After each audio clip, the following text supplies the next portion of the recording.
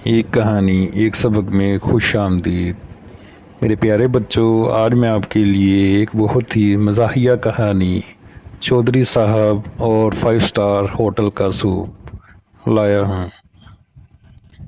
एक दिन गांव के चौधरी साहब ने सोचा, क्यों ना आज शहर जाकर बड़े लोगों वाला खाना खाया जाए। चौधरी साहब तैयार होकर सीधे एक महंगे 5 स्टार होटल में जा पहुंचे।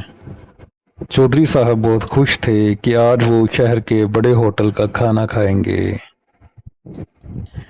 जैसे ही चौधरी साहब होटल के अंदर दाखिल होकर एक कुर्सी पे बैठे तो वेटर मेन्यू लेके चौधरी साहब के पास आ गया।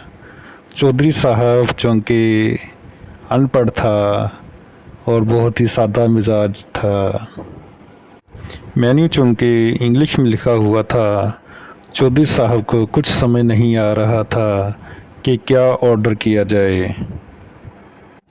फिर चौधरी साहब ने अपनी कम इल्मी छुपाने के लिए रौब से कहा, ओए पुत्र, बस यही ले आओ।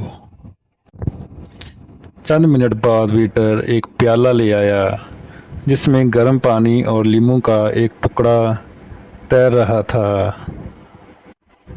चौधरी साहब ने दिल में सोचा, वाह भाई वाह, शहर वालों के सूप भी कितने नफीस होते हैं।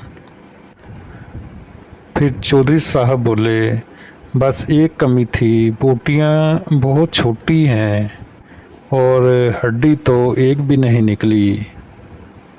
और चौधरी साहब ने लीमू निचोड़ कर वो सूप पी लिया।